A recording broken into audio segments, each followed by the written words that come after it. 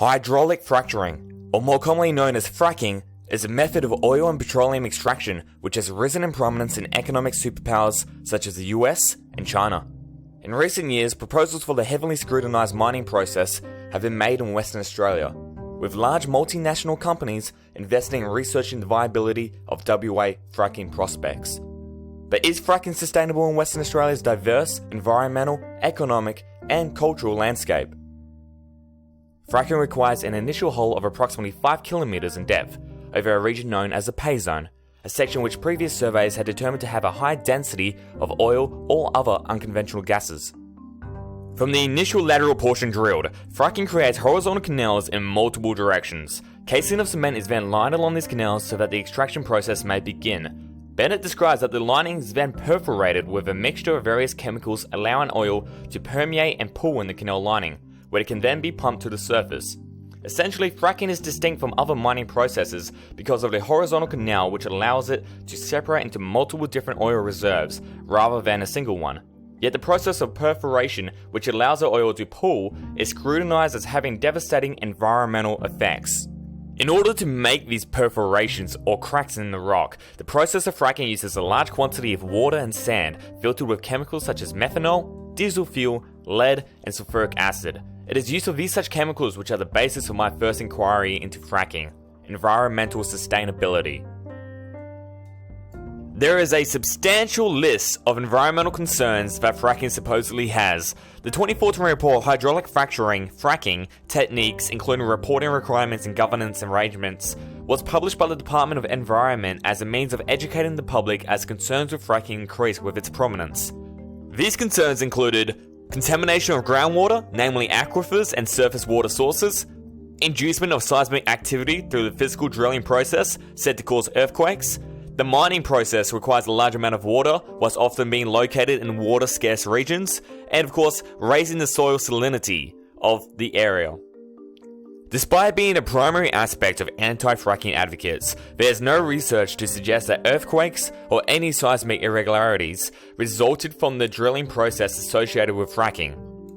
However, there is a strong reputable basis behind the claims that the poisonous chemicals used in the process of fracking can leach into aquifers, the water table, and general water sources. An interesting display on the legitimacy of these concerns was made by Green MP Jeremy Buckingham, as he demonstrated the severe methane links in the Condense River in Queensland.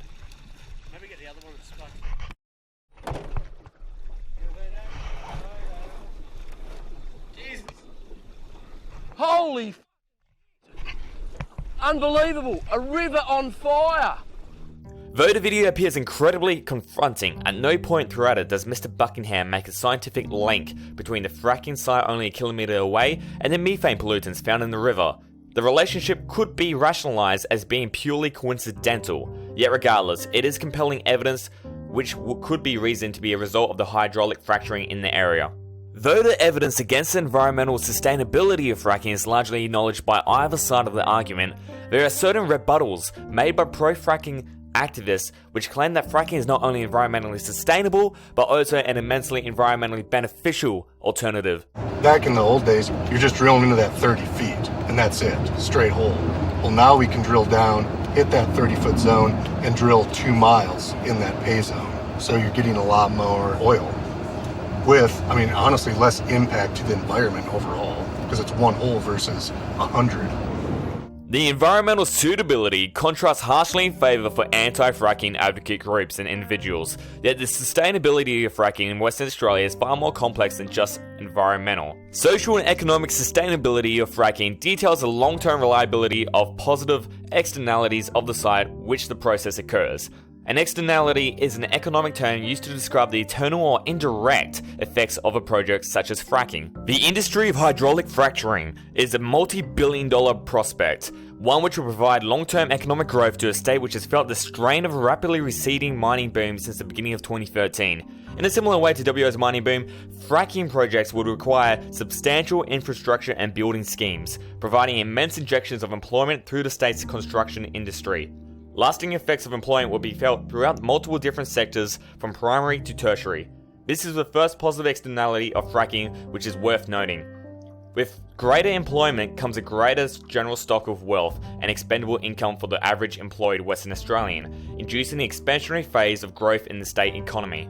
Taxation is the key to justifying fracking as being environmentally sustainable, for through an increase in personal wealth and business profits comes a drastic increase in the amount of revenue generated from personal income tax and corporate income. Revenue which can ultimately be directed towards rehabilitation schemes and government policies, as they were during the mining boom which WA experienced over the last decade. In fact, environmental taxes levied directly onto fracking may be sufficient in reducing environmental degradation under the economic theory of the tragedy of commons. The example of how this would potentially work is if a major drilling corporation exceeded its environmental impact levied by government policy, then a certain amount of taxation would be required to be paid.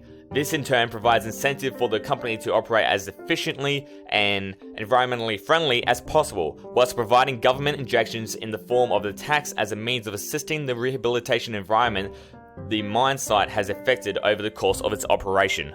To summarise quickly the legality of fracking in Australia, it is indeed legal by state and federal law. This isn't a difficult assumption to make, considering that the process is already in practice in multiple different locations here in WA and the eastern states. However, it would be worth noting the specific federal legislation, namely the Environmental Act of 1986. Though fracking might have its environmental consequences, I have judged in my research through considerations of an economic, environmental and social sustainability that hydraulic fracturing is indeed a beneficial and reliable operation to conduct in the state of Western Australia.